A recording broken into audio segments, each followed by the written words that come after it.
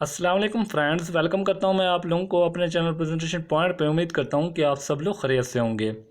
दोस्तों, जैसा कि आप लोगों ने थंबनेल में देख लिया होगा, आज मैं आप लोगों को अपने इनिशियल इंटरव्यू के बारे में बताऊंगा, जो कि मेरा 25 मिनट का इंटरव्यू हुआ था और अल्हम्दुलिल्लाह मैंने उसको क्लियर भी कर लिया है। ठीक है।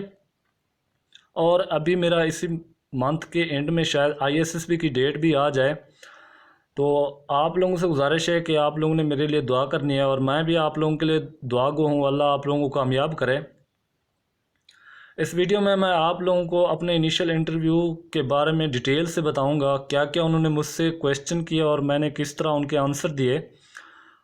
उसके साथ साथ मैं आप लोगों को लास्ट में ये भी बताऊंगा कि उन्होंने हमें किस तरह सरप्राइज़ दिया। ठीक है, उन्होंने लास्ट में हमें सरप्राइज़ दिया रिज़ल्ट के टाइम। ठीक है, एकदम उन्होंने हमें साइड कर दिया, फिर उन्होंने हमें ऐसा सरप्राइज़ दिया कि हमारी खुशी की इंतहा ना रही।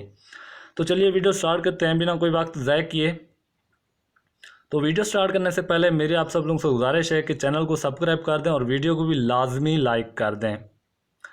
सबसे पहले क्या होता है जी, जिस दिन हमारा इंटरव्यू होता है हम 8-9 बजे वहाँ सिलेक्शन सेंटर पे जाते हैं और सबसे पहले वो हमें नंबरिंग देते हैं 1 से लेकर 42 तक। टोटल कैंडिडेट जो होते हैं 42 होते हैं और उसमें सिर्फ 11 कैंडिडेट्स जो होते हैं वो पास होते हैं, जिनमें मैं भी शामिल था। तो सबसे पहले वो आपको नंबरिंग देते हैं। नंबरिंग देने के बाद वो आपको चेयर्स के ऊपर गैलरी में बिठा देते हैं। ठीक है, कि आप लोग यहाँ पर वेट करें और वहीं पर ही आपसे ऐसे लिखवाते हैं। ठीक है, 2 ऐसे होते हैं, एक इंग्लिश के अंदर एक उर्दू के अंदर। जो हमसे उन्होंने ऐसे लिखवाए थे, उसमें जो इंग्लिश में ऐसे था वो था माई एम इन लाइफ, और जो उर्दू के अंदर था ऐसे वो था जी खेलों के फ़ायदे। एक ऐसे के लिए आपको 5 मिनट दिए जाते हैं। ठीक है, टोटल 2 ऐसे होते हैं तो आपको 10 मिनट दिए जाते हैं और 10 मिनट के अंदर आपने ऐसे लिखना होता है।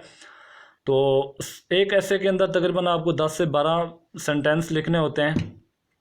तो हमारा ऐसे हो गया। ऐसे होने के बाद जी हमें वे मतलब कुर्सियों के ऊपर बिठा दिया गया नंबरिंग के लिहाज से। ठीक है, सबसे पहले जिसका नंबर था लेफ्टिनेंट कर्नल साहब आए, रूम के अंदर इंटर हुए। ठीक है, रूम के अंदर इंटर होने के बाद तकरीबन 10 से 15 मिनट का गैप हुआ। ठीक है, जिसमें मतलब उन्होंने शायद सेटिंग वगैरह की हो।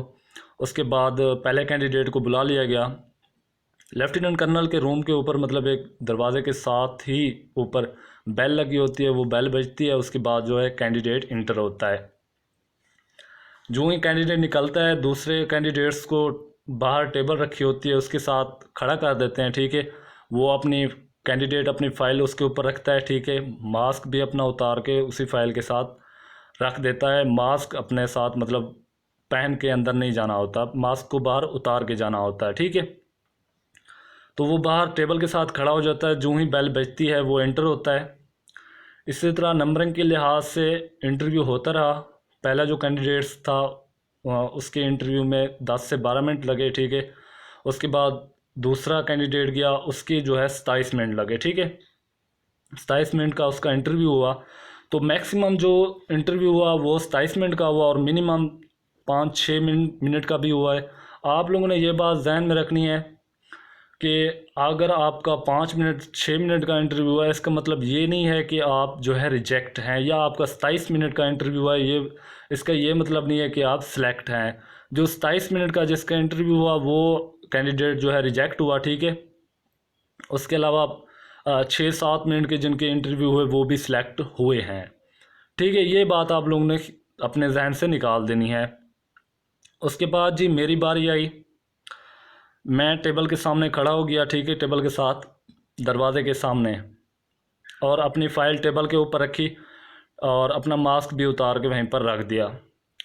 उसके बाद तकरीबन 30 सेकंड के बाद बेल बजी। ठीक है, मैं रूम की तरफ बढ़ा और डोर ओपन किया, रूम में इंटर हुआ और उसके बाद जो है अपना वो जो डोर था उसको क्लोज़ कर दिया। उधर मतलब 2 पर्सन बैठे थे।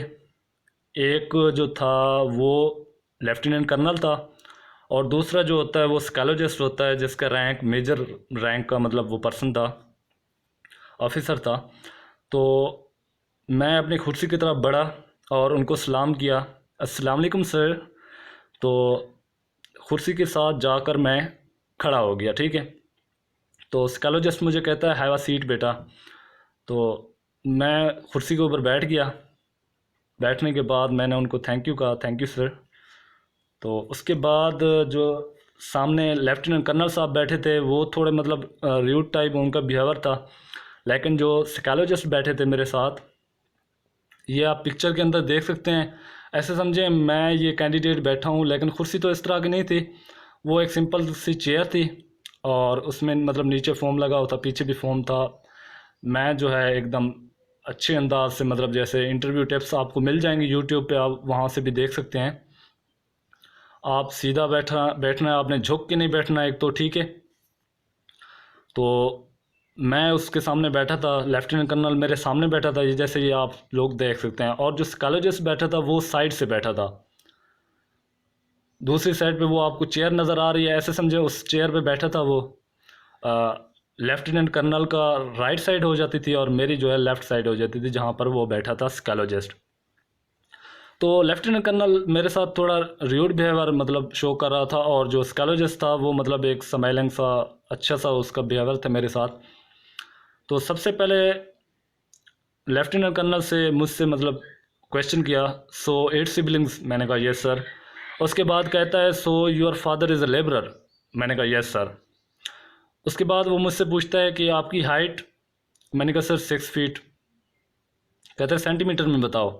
अभी मैं सेंटीमीटर में मतलब बताने वाला था, उसने खुद ही बता दिया 180 सेंटीमीटर, मैंने कहा यस सर। उसके बाद कहता है कि बिरादर यू लव द मोस्ट, मैंने कहा मोहम्मद उस्मान, ठीक है। कहता है वाई, मैंने कहा because he is a little brother. मतलब ये एक मेरी इंग्लिश की गलती थी और काफ़ी अच्छी गलती थी, ठीक है। तो साइकोलॉजिस्ट ने मेरी इस गलती को मतलब ठीक किया, उसने कहा यंगर ब्रदर, मैंने कहा यस सर, क्योंकि ये नेचुरल है हर किसी को, मतलब बहन भाइयों में जो सबसे छोटा होता है वो ज़्यादा प्यारा होता है, ठीक है। उसके बाद जी लेफ्टिनेंट कर्नल मुझसे कहता है कि आपकी जो यूनिवर्सिटी के स्टूडेंट यहाँ पर ज़्यादा नहीं है। मैंने कहा सर आई डोंट नो। कहता है आपकी यूनिवर्सिटी से बहुत सारे स्टूडेंट यहाँ पर आए हुए हैं। मैंने कहा sir I have not seen them, मतलब मैंने उनको नहीं देखा। तो कहता है ओके। उसके बाद उसने कहा so your hobby is running, मैंने कहा यस सर। उसके बाद कहता है कि आपकी जो पोजीशन थी, मतलब जो आपका रनिंग का टेस्ट हुआ है उसमें आपकी पहली पोजीशन थी। मैं सोच में पड़ गया, क्योंकि मैं जो है उधर फिज़िकल टेस्ट था जिस दिन, उस दिन मैं थोड़ा लेट गया था, ठीक है। क्योंकि मैं इधर डेरा गाजी खान डिस्ट्रिक्ट से, सो मुल्तान काफ़ी मतलब 100-150 किलोमीटर का फासला है, और टाइम जो उन्होंने रखा हुआ था वो 6 बजे का रखा हुआ था। तो इतनी सुबह मतलब मैं उधर नहीं पहुंच पाया, और इधर ट्रांसपोर्ट का भी मसला था, तो मैं उधर कंफ्यूज हो गया। मैंने कहा 3 स्टूडेंट हम थे वहाँ पर दौड़ने वाले, 3 कैंडिडेट्स थे जिनको मतलब दौड़ाया उन्होंने, और पहली पोजीशन मेरी वहाँ पर मतलब मेरी पहली पोजीशन थी, और जो सेकंड था वो मुझसे तकरीबन 400 मीटर दूर था, मतलब मेरे मुझसे 400 मीटर पीछे था। तो अल्हम्दुलिल्लाह मतलब मेरी रनिंग काफ़ी अच्छी है। मैं तकरीबन 1.6 मीटर जो है 5 मिनट 30 सेकंड के अंदर, 5 मिनट 40 सेकंड के अंदर कंप्लीट कर लेता हूँ। तो मैंने कहा यस सर, पहली पोजीशन थी मेरी। तो कहता है इतनी सोच के क्यों बता रहे हो। मैंने कहा सर असल में ना मैं लेट हो गया था, और हम 3 कैंडिडेट से लेट जो जिनको उन्होंने मतलब फ़िज़िकल टेस्ट लिया जिनका, तो उन 3 कैंडिडेट में मतलब मेरी फर्स्ट पोजीशन थी। वो फिर हंसने लगा, साइकोलॉजिस्ट भी साथ उसके साथ हंसने लगा। कहता है इसका मतलब ये है कि आप जो है मतलब आपके अंदर डिसिप्लिन नहीं है। मैंने कहा नहीं सर, बेसिकली मैं जो है कोटशुट्टा से हूँ, ट्रांसपोर्ट का मसला था जिसकी वजह से लेट हो गया मैं थोड़ा। तो साइकोलॉजिस्ट बैठा था साथ, कहता है ये जो आपने कहा है इसको इंग्लिश में मतलब बताओ। तो मैंने कहा sir basically I am from Kotshutta, so there is a, मैं यहाँ पर अड़ गया, ठीक है। तो साइकोलॉजिस्ट ने इसकी करेक्शन की, मैंने मतलब कहाँ अड़ा मैं, देयर इज़ अ ट्रांसपोर्ट, यहाँ पर अड़ गया, क्योंकि वहाँ पर आपके ऊपर स्ट्रेस होता है, कन्फ्यूजन, आप कंफ्यूज होते हैं, ठीक है। आप लोग जितने भी कंफ्यूज हो, आपके ऊपर जितना स्ट्रेस हो, ठीक है, आपने जो उधर रहना है ना वो कॉन्फिडेंट रहना है, ठीक है। आपका स्ट्रेस आपकी एक्सप्रेशन में ना आए। मैं अंदर से मतलब मेरे अंदर स्ट्रेस था, मैं कंफ्यूज था, लेकिन मैंने उसको बाहर नहीं आने दिया, ठीक है। मैं इस फिक्रे पे ऊपर मतलब अड़ गया। मैं देर ट्रांसपोर्ट, उसके बाद साइकोलॉजिस्ट साहब बैठा था, उसने मेरी करेक्शन की, ट्रांसपोर्ट प्रॉब्लम। मैंने कहा yes sir, transport problem, so I could not reach at time. तो कहता है ओके ठीक है। उसके बाद जी वो पूछता है, जो लेफ्टिनेंट कर्नल बैठा होता है, वो पूछता है कि आपने पहले आर्मी के अंदर कितनी बार अप्लाई किया है। मैंने कहा सर आर्मी के अंदर मैंने एक बार अप्लाई किया और एयरफोर्स के अंदर भी एक बार अप्लाई किया है, उसके बाद थर्ड टाइम यहाँ पर मैं अप्लाई कर रहा हूँ। कहता है आप मतलब आर्मी के अंदर आप पहले सेलेक्ट क्यों नहीं हो पाए। मैंने कहा सर एएमसी के अंदर मैंने अप्लाई किया था, तो उसमें जो है मेरी जो तैयारी नहीं थी, एकेडमी के अंदर मैं रह गया था, लेकिन एयरफोर्स के अंदर मेरा जो है इनिशियल टेस्ट जो है वो क्लियर हो गया था। कहते हैं आपने एयरफोर्स का तो क्लियर कर लिया, लेकिन एएमसी का क्यों नहीं किया। मैंने कहा सर मैंने तैयारी नहीं की। कहते तैयारी क्यों नहीं की, क्यों नहीं। मैंने कहा सर क्योंकि मैंने जो है एयरफोर्स के टेस्ट की तैयारी की थी। कहता है वहाँ एकेडमी का आपने मतलब क्लियर कर लिया, यहाँ क्यों नहीं किया। मैंने कहा सर वहाँ का एकेडमिक जो है उस वो डिफरेंट है और एएमसी का डिफरेंट है।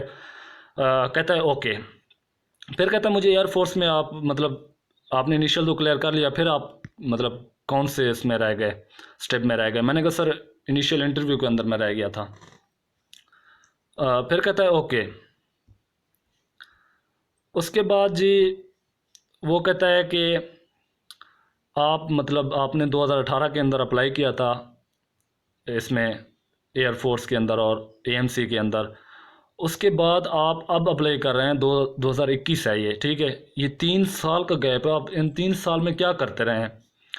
मैंने कहा सर मैंने इन 3 साल के अंदर अपनी हायर एजुकेशन पे मतलब फोकस किया। कहता है आपने अप्लाई क्यों नहीं किया। मैंने कहा सर मैं जो है अपनी जो हायर एजुकेशन है इस पे फोकस किया। तो अभी वो फिर कहता है कि आप मतलब अभी भी तो आपकी डिग्री कंप्लीट नहीं हुई, तो आप अभी क्यों अप्लाई कर रहे हैं। तो मैंने कहा सर पहले जो है मैं मतलब स्टूडेंट मतलब एक हायर एजुकेशन में मैं अपनी एजुकेशन पे फोकस कर रहा था, और मुझे कोई फिनेंशियल इशू भी नहीं था, क्योंकि मेरे फादर जो हैं वो सऊदी होते हैं, और रिसेंटली जो है कोरोना वायरस की वजह से मतलब वो वापस आए, फिर जा नहीं पाए, जिसकी वजह से मुझे फिनेंशियल इशू का मसला आया, तो मैंने अप्लाई किया। कहते तुम मतलब फिनेंशियल इशू की वजह से इसमें मतलब आर्मी में आ रहे हो। मैंने कहा यस सर। यहाँ पर मुझसे एक गलती हुई। वो मुझसे क्या गलती हुई, मैंने फॉर्म के ऊपर लिखा हुआ था, क्योंकि फॉर्म में काफ़ी ज़्यादा जगह नहीं होती आपको एक्सप्लेन करने की, छोटी सी जगह होती है वो मतलब जिसमें वो पूछते हैं कि why do you want to join Pak army. तो उसमें मैंने लिखा to serve for my motherland. तो यहाँ पर मैं कह बैठा कि मैं जो है फिनेंशियल इशू की वजह से पाक आर्मी में आना चाहता हूँ, ठीक है। इसके बाद मैंने इसको करेक्ट भी करना था, ठीक है। उसके अंदर मैंने इसको आगे जाके इसको करेक्ट किया, ठीक है। फिर वो कहता है कि आपके पास 2 ऑप्शन है, कमीशन सर्टिफिकेट या 1 करोड़। मैंने कहा सर कमीशन सर्टिफिकेट। कहता है क्यों, वजह आपके तो फाइनेंशियल इशू है, आपको तो 1 करोड़ लेना चाहिए, ठीक है। आप अगर यहाँ पर कमीशन ऑफिसर है मतलब वर्क करें, आप सर्व करें, आप सारी ज़िंदगी सर्व करें, आप 1 करोड़ तो नहीं कमा पाएंगे। मैंने कहा सर बेशक मेरा फाइनेंशियल इशू है, लेकिन उसके साथ साथ मैंने सर्व भी तो करना है ना, पाक आर्मी में मैंने सर्व करना है, वरना मैं इसकी जगह कोई और जॉब भी मतलब चूज़ कर सकता था। फिर कहता है ओके। और उसके बाद कहता है जी आपको 50 लाख देते हैं, ठीक है, आप उसका क्या करोगे। मैंने कहा सर एक घर बनाऊंगा, ठीक है, बड़े भाई की भी शादी करनी है, मैंने भी करनी है। तो कहता है और क्या करोगे। मैंने कहा सर 50 लाख में इतना ही होता है। तो उसके बाद कहता है कि आपको 50 लाख और देते हैं, आप उसका क्या करोगे। मैंने कहा सर अपने एरिया में मतलब जो विलेज है मेरी, क्योंकि मैं एक विलेज से बिलोंग करता हूँ, ठीक है, मैं वहाँ पर एक स्कूल बनाऊँगा, क्योंकि यहाँ पर जो एजुकेशन की क्वालिटी मतलब वो नहीं है, जो मतलब हमें डिफ़िकल्टीज फेस करनी पड़ी है एजुकेशन के हवाले से, वो मतलब हमारे जो छोटे हैं वो इसको फेस ना कर पाएँ, वो मतलब उनको एक अच्छी एजुकेशन फराहम की जाए। तो कहता है आप अपनी बहनों के लिए वो नहीं कराओगे मतलब कि आप जहेज़ का बंदोबस्त नहीं करोगे। मैंने कहा सर अभी वो छोटी हैं तो अभी वो पढ़ रही हैं और उनकी मतलब स्टडी पे फोकस करना है, इसलिए हमने मतलब मैंने कहा कि मैं एक स्कूल बनाऊंगा एक अच्छी, जहाँ पर एक अच्छी तालीम मुहैया की जाए। तो कहता है ओके। उसके बाद वो जी कहता है कि आप जो है आर्मी ऑफिसर ही क्यों भर्ती होना चाहते हो, आप सिपाही की उसमें आ जाओ, आर्मी ऑफिसर में तो कोई बचत नहीं होती, सारे अखराजात हमारे होते हैं। ये वो मेन पॉइंट था जहाँ पर वो मतलब अटक गया, उसी बात को लेके ही बैठ गया। ठीक है, 15 मिनट, 12 से 15 मिनट हमारी इस पॉइंट के ऊपर बहस हुई कि आप आर्मी ऑफिसर ही क्यों आना चाहते हो, आप सिपाही क्यों नहीं आना चाहते। आपकी हाइट अच्छी है, आपकी मतलब रनिंग भी अच्छी है, तो आपको हम सिपाही भर्ती करते हैं। सिपाही में कोई ख़र्चा भी नहीं होता और बचत भी है, उसमें आपका फिनेंशियल इशू भी हल हो जाएगा। मैंने कहा नहीं सर, मैंने ऑफिसर ही भर्ती होना है, मैं सिपाही मतलब नहीं भर्ती होना चाहता। कहता है वजह, ठीक है। मैंने कहा सर वजह क्या हो सकती है, आर्मी ऑफिसर एक अच्छा रैंक है, हर कोई चाहता है कि जो है वो एक अच्छे रैंक पे मतलब उस वो मतलब सर्व करे। कहता है कि आपके तो फिनेंशियल इशू हैं, आप मतलब अफसर क्यों, मतलब इस बात पे वो अड़ गया। उसने कहा यार मेरी बात सुनो कि आपकी कभी किसी आर्मी से मतलब आर्मी वाले से मुलाकात हुई, हाल हवाल हुआ है, उनसे कभी हाल हवाल पूछा है। मैंने कहा नहीं सर। कहता है कभी अफसर मिले ना आपको, उससे हवा हाल हवाल करना मतलब उससे बातचीत करना इस हवाले से, वो आपको बता देगा अफसर लेवल पे कोई मतलब आपका फिनेंशियल इशू हल नहीं होता।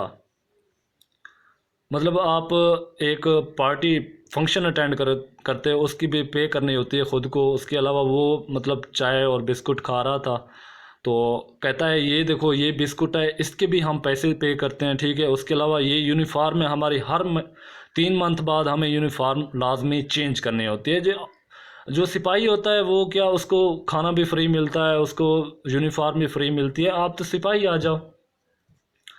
इस बात पे बहस होती रही, मतलब काफ़ी ज़्यादा बहस हुई, ठीक है। तो उसके बाद मुझे कहता है देखो मिस्टर जैद कि मैं जो है जितना अरसा हो गया यहाँ पर आर्मी में सर्व कर रहा हूँ, ठीक है, आर्मी में मैं सर्व कर रहा हूँ, अभी तक मैं अपनी फैमिली को 1 रुपया नहीं भेज पाया। मैं वहाँ पर हैरान, मुझे पता चल गया ये जो है मतलब मुझे एक कंफ्यूज करने की कोशिश कर रहा है।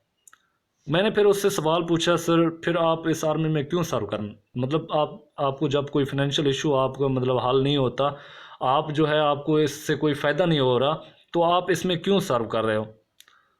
फिर मुझे कहता है कि सिर्फ़ और सिर्फ मैं सल्यूट के मज़े लेने के लिए, मतलब जो भी आता है सल्यूट करता है ये वो। इस पे फिर साइकोलॉजिस्ट भी हंस पड़ा, वो भी हंस रहा था। तो मुझे पता लग गया कि ये वाकई मुझे कंफ्यूज करना चाह रहे हैं, लेकिन मैं जो है डटा रहा, ठीक है। मैंने ख़ुद पे इत्मीनान रखा, कॉन्फिडेंट रहा। बेशक अंदर से मैं स्ट्रेस था, मेरे अंदर स्ट्रेस था और कंफ्यूज था मैं, लेकिन मैंने उसको बाहर शो नहीं होने दिया। मुझे पता था ये मुझे कंफ्यूज करना चाह रहे हैं, ठीक है। मैं पैनिक नहीं हुआ, मैंने अपना कॉन्फिडेंस लूज़ नहीं किया। तो उसके बाद ठीक है, हाँ, उसके बाद फिर वो उसी बात पे आ गया कि आप क्यों यार, तुम आर्मी ऑफिसर ही क्यों लगना चाहते हो, तुम सिपाही भर्ती हो के आप अच्छी तरह सर्व कर सकते हो। फिर उसने मुझसे कहा कि आप ना बस आर्मी सिपाही लग जाओ, आपको मतलब आर्मी में हम अफसर, आप कोई कंफर्म भी नहीं है आप मतलब वो कर पाओगे, आईएएस भी क्लियर कर पाओगे ये वो। मैंने कहा वो तो सर मेरा नसीब है, आईएएस भी क्लियर करूं या ना करूं, इंशाल्लाह मैं हार्ड वर्क करूंगा और आईएएस भी इंशाल्लाह क्लियर करूंगा। उसके बाद कहता है अच्छा तुम मुझे ये बताओ कि तुमने तो करना है सर्व, ठीक है, और आपके फिनेंशियल इशू भी हैं, आपने फिनेंशियल इशू को भी हल करना है, ठीक है। तो एक आर्मी ऑफिसर किस तरह सर्व करेगा और सिपाही किस तरह, आप सिपाही लग जो आप मतलब एक जंग के लिए मतलब अपने आप को सर्व कर सकते हो। तो मैंने वहाँ पर एक क्वेश्चन किया, मैंने कहा सर एक आर्मी ऑफिसर ज़्यादा सर्व कर सकता है। कहता है वो कैसे। मैंने कहा एक सिपाही की वो अच्छी जगह ड्यूटी लगा सकता है, वो अच्छी तरह मैनेज कर सकता है, वो एज अ लीडर सिपाही की निस्बत ज़्यादा सर्व करता है। फिर वो मुझे कहता है कि आपकी मुझे समझ नहीं आई, आप क्या बोल रहे हैं, मुझे दोबारा समझाओ। मैंने कहा सर एक क्वेश्चन है मेरा, क्योंकि मैं जो है एक रेस्टोरेंट के अंदर पार्ट टाइम जॉब करता हूँ कंप्यूटर ऑपरेटिंग की। तो रेस्टोरेंट के हवाले से मैंने उससे क्वेश्चन किया। मैंने उसको ये नहीं बताया कि मैं वहाँ पर पार्ट टाइम जॉब करता हूँ ये वो। मैंने कहा सर एक रेस्टोरेंट है, आपका एम है कि आपने उसको ऊपर लेके जाना है, उसको तरक्की देनी है, ठीक है। उसमें दो जॉब्स आती हैं, एक आती है इसकी मैनेजर की और दूसरी आती है वेटर की। तो आप मतलब उसमें कौन सी जॉब को सिलेक्ट करोगे? तो इस पे मतलब वो स्कॉलर खामोश हो गया, ठीक है। स्कॉलर खामोश हो गया और उसके बाद जो लेफ्टिनेंट कर्नल था वो कहने लगा अगर वेटर ने कोई मतलब गिलास वगैरह तोड़ दिया, प्लेट वगैरह तोड़ दी, तो मैनेजर तो फारिग कर देंगे वो। मैंने कहा मैनेजर को ऐसे कैसे फारिग कर देंगे? मैनेजर उसकी अच्छी मतलब वो करेगा, तरबियत करेगा, वो उसको काम सिखाएगा। तो अगर कोई गलती हो भी जाती है वो उसको दोबारा उसको मतलब ठीक करवाएगा उससे मैनेजर। तो ये बात जब मैंने की तो फिर वो मतलब खामोश हुए थोड़ा बहुत। तो उसमें मैं आप लोगों को एक चीज़ बताना भूल गया, जब ये बहस चल रही थी इसकी कि आर्मी ऑफिसर ही क्यों मतलब लगना चाहते हो ये वो, कि आर्मी ऑफिसर के अंदर वो ऐसे बातें कर रहा था कि आर्मी ऑफिसर में कोई बचत नहीं है, कोई पैसे नहीं मिलते, जस्ट आपको एवं ही मतलब सारे अखराजात हो जाते हैं। तो उसके बाद वो मुझे कहता है कि आपका क्या ख्याल है। मैंने बस उसे मतलब ये कह दिया कि sir I don't think so, बस इतनी सी बात की। उसे गुस्सा आ गया, मैं झूठ बोल रहा हूँ ये वो, उसने सारी इतनी बातें सुनाई मुझे। मैं मुस्कुराता रहा हल्का हल्का, ठीक है। अंदर तो मैं कंफ्यूज था, स्ट्रेस मेरे अंदर था, लेकिन मैं बाहर से मुस्कुराता रहा, अपने मतलब जो स्ट्रेस था, कन्फ्यूजन थी, उस पर ओवरकम करने की कोशिश की। और उसके बाद ठीक है, रेस्टोरेंट की जब मैंने बात की उसके बाद वो रिलैक्स हो गए, मतलब चुप हो गए इस हवाले से। तो शायद उन्होंने जज कर लिया मुझे इस बात पे। उसके बाद उन्होंने मतलब जनरल क्वेश्चन किया मुझसे, स्कॉलोजिस्ट कहता है मुझे train travel 90 kilometre in 1 hour. तो उसके अलावा वो 90 सेकंड के अंदर कितना मतलब ट्रैवल करेगी? इसका मैंने मतलब इसका आंसर जो बनता था वो 2.25, हाँ 2.25 किलोमीटर जो है इसका आंसर बनता था, लेकिन मैंने बताया है कि 2.15। तो कहता है कन्फर्म है? मैंने कहा हाँ कन्फर्म है। कहता है फिर सोच लो कन्फर्म है? मैंने कहा हाँ सर कन्फर्म है। क्योंकि वहाँ पर आपको इतना टाइम नहीं होता, अंदाज़े से ही आपको बोलना होता है। मेरा अंदाज़ा सही जा लगा, मतलब इतना कुछ ख़ास बड़ा गैप नहीं है, सही अंदाज़ा है। तो कहता है फिर सोच लो कन्फर्म है। फिर लेफ्टिनेंट कर्नल स्कॉलजिस्ट को मतलब इशारा करता है ठीक है ठीक है। तो उसके बाद जी मुझे कहते हैं ठीक है आप जाओ। मैं ऐसे जाने लगा, फिर साइकोलॉजिस्ट कहता है रुको रुको एक मिनट। फिर लेफ्टिनेंट को कहता है इससे तो हमने मतलब वो टॉपिक तो करवाया नहीं है, इंग्लिश का टॉपिक तो इसको दिया नहीं है। तो फिर साइकोलॉजिस्ट मुझे कहता है कि आपको हम एक टॉपिक देते हैं, आपने 1 मिनट के लिए इस पे बोलना है, ठीक है। मैंने कहा सर ठीक है ओके। कहता है boys are more intelligent than girls, why? तो मैंने वहाँ पर इंग्लिश में ज़्यादा मतलब 1 मिनट तक तो नहीं बोला, थोड़ा बोला। वहाँ पर मैंने ये कहा कि बॉयज़ जो हैं वो बाहर जाते हैं और उसके अलावा स्पोर्ट्स वगैरह खेलते हैं और डिफरेंट एक्टिविटीज़ करते हैं, जिसकी वजह से मतलब वो ज़्यादा इंटेलिजेंट हैं गर्ल्स से। फिर साइकोलॉजिस्ट मुझसे क्वेश्चन करने लगा कि मतलब एक तंज़िया अंदाज में कहता है फिर गर्ल्स जो हैं वो पीपीएससी में फ़र्स्ट आ रही हैं, सीएसएस कर रही हैं, उसमें फ़र्स्ट आ रही हैं। तो बहुत सारे ऐसे कम्पिटिटिव एग्ज़ाम्स हैं जिसमें गर्ल्स फर्स्ट आ रही हैं, तो आप फिर कह रहे हैं कि boys are more intelligent than girls. मैंने कहा सर एक बात है, आपने इंटेलिजेंस की बात की है, आपने हार्ड वर्किंग की बात नहीं की। तो फिर इस पे बहस करने लगा मतलब साइकोलॉजिस्ट। फिर उसको लेफ्टिनेंट कर्नल ने रोक लिया, ठीक है आप मतलब जस्ट ओके। फिर उसके बाद मज़ीद उन्होंने मुझसे कोई क्वेश्चन नहीं किया, मुझे कहते हैं ठीक है बेटा आप जा सकते हो। फिर मैं उठा वहाँ से सलाम किया, ठीक है अस्सलाम वालेकुम सर, बस चला गया। फिर उसके बाद इंटरव्यू होते रहे, हम मतलब एक जगह पे जहाँ जिनका इंटरव्यू जिन कैंडिडेट्स का हो गया था उनको मतलब एक और जगह पे बिठा रहे थे। तो वेटिंग एरिया में मतलब हम वहाँ पर बैठ गए, जिसका इंटरव्यू होता जाता था। तो हम उससे फिर पूछते थे यार तुझसे क्या पूछा, तुझसे क्या पूछा, मतलब एक वहाँ पर हर एक कैंडिडेट से पूछते थे तो हमने वहाँ पर हंसी मजाक भी बहुत ज़्यादा किया, मज़ा आया, मतलब फ्रेंड्स भी बहुत बन गए हमारे वहाँ पे। एक लिहाज से मतलब वहाँ पर फ़नी माहौल था। इंटरव्यू के बाद, इंटरव्यू से पहले तो हमारी फुल बजी हुई थी कसम से। तो उसके बाद जब इंटरव्यू सारे हो गए, उसके बाद उन्होंने हमें एक हॉल में बुला लिया। उसमें जो सरप्राइज़ वाली बात है वो मैं आप लोगों को बताता चलूँ। हाल में उन्होंने बुला लिया, हाल में एक लिस्ट थी, उसमें मतलब हम सब के, जिसमें मेरा नाम भी था, आठ आठ दस दस नहीं बल्कि 11 स्टूडेंट थे, कैंडिडेट थे जिनका नाम था उस लिस्ट के अंदर। उन्होंने मतलब हमारा नाम लिया, हमें कहा कि आप जो है बाहर आ जाएं, ठीक है। हम बाहर गए तो हमें शायद ऐसा लगा कि हम यार रिजेक्ट हैं। हम बिल्कुल कंफ्यूज हो गए, सैड हो गए कि यार ये क्या, इन्होंने तो हमें बाहर भेज दिया। तो उसके बाद जो उन्होंने कहा कि आप लोग सेलेक्ट हैं, आप लोग अंदर आ जाएं, जो बैठे हैं ये बाहर चले जाएं, फिर तो हमारी खुशी की इंतहा नहीं रही। तो उसके बाद हम एक दूसरे को मतलब मुबारक़ें देने लगे, ये वो, मतलब काफ़ी हमने चिल किया उस पर। बाकी जो साइड थे जो रिजेक्ट हुए हैं फिर उनको तसल्ली भी दी हमने। उसके बाद जी ये हमारा इंटरव्यू का दिन ख़त्म। मतलब शाम को 6 बजे हमारा रिज़ल्ट आया, उसके बाद सब घर को चले गए। उसके बाद जो हम पास हुए, सिलेक्ट हुए, उन्होंने मतलब हमने व्हाट्सअप ग्रुप बना लिया कि हम कांटेक्ट में रहेंगे। तो ये था हमारा इंटरव्यू आज का। उम्मीद करता हूँ कि आप लोगों को मेरी ये वीडियो पसंद आई होगी। अगर मेरी ये वीडियो आप लोगों को पसंद आई है तो इस वीडियो को लाजमी लाइक कर दें, ठीक है।